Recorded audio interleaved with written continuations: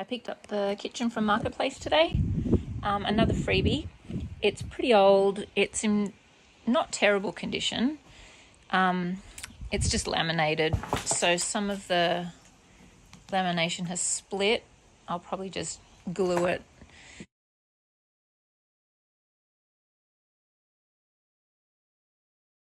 I'm going to attempt to patch this little split.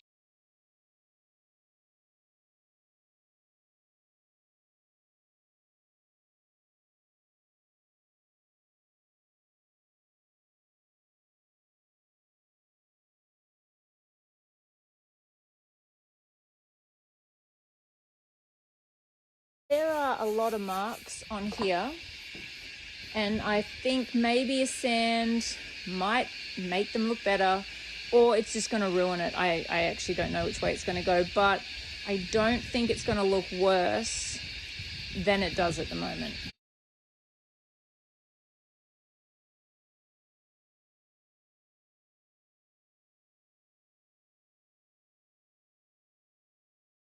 I just wanted to show you how amazing this is coming up.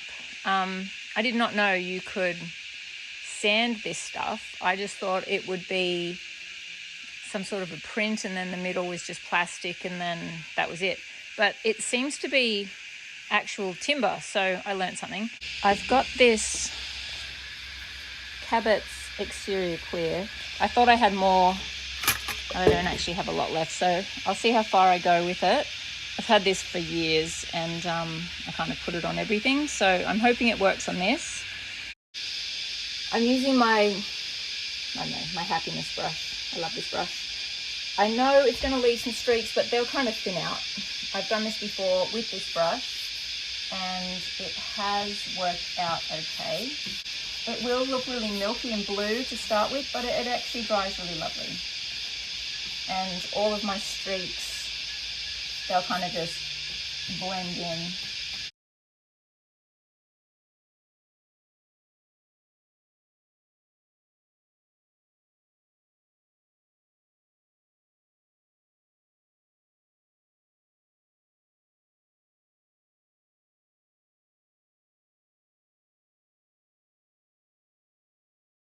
I think about how this looked a couple of days ago.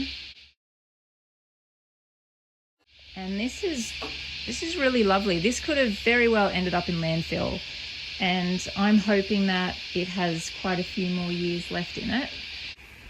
I've just wiped down all my drawer fronts and just given them a little bit of a dust inside. I'm going to be painting the insides of these later anyway, so I'll deal with that once this is dry. So I'm just going to do the same as I did on the actual kitchen.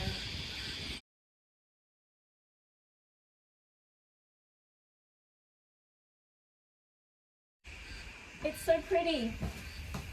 I had no idea that they had any of this grain because they had, I want to say sun faded, but it's obviously the other way around.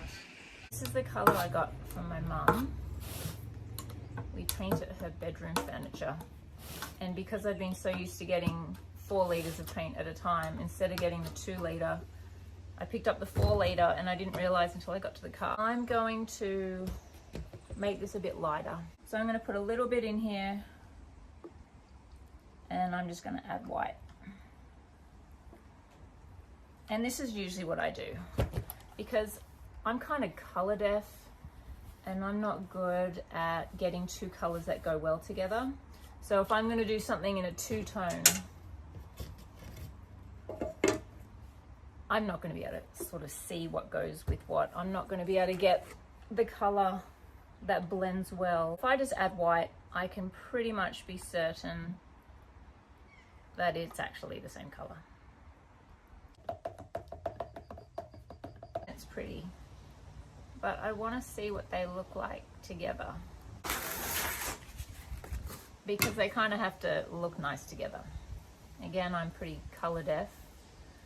I don't know if that's a thing, but I crochet and I cannot work out color combinations. I will Google a purple color combination for crochet and then I will see what looks pretty to me And then I think, oh gee, that's easy, I'll just do that next time. And then the next time I pick a few colors, yeah, it doesn't really look too good. So I don't know, I'm tone deaf, I can't sing, but is color deaf a thing? I think so.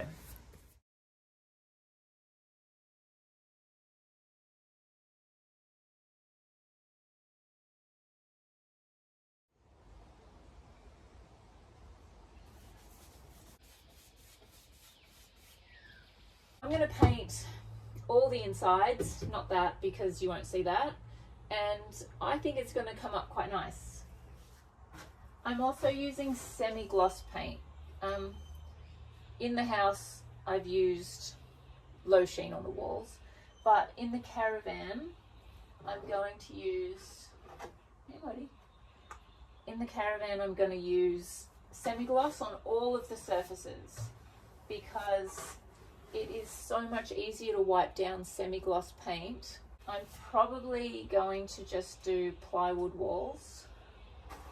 So I'm going to have to sand the plywood because plywood's, it's sticky, it's not nice to wipe down.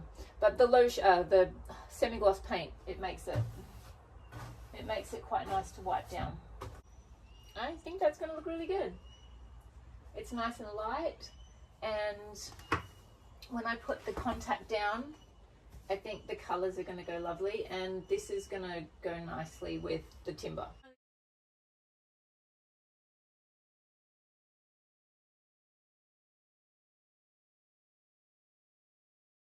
I made a bit of a mistake on the bench top. I used the very last of the clear coat on the top, and because it was so old, the tin's got to be about 5 years old. I think it had congealed slightly, so when I put it on it looked a bit thick. I thought it would be okay, but it dried quite milky and quite patchy. So what I've done is I have sanded the top. I'm about an hour and a half in on fixing my mistake on the bench top. Yesterday when I sanded it really quickly, and I think that's because the stain or the varnish was so old it was quite brittle, whereas this is all new and it's actually going a bit gummy, so it's a bit problematic sanding, but I don't think it's going to be a problem. I have this it's like a wood gap filler, and I don't like this being white. Putting in the smallest amount here. Oh, making a mess. Okay. Now I'll leave it. There is a little bit of sort of gunk, so I'm just going to run a little bead instead of silicone. Again, if this looks terrible, I'm just going to wipe it out. I don't mind messing that up and then wiping it off.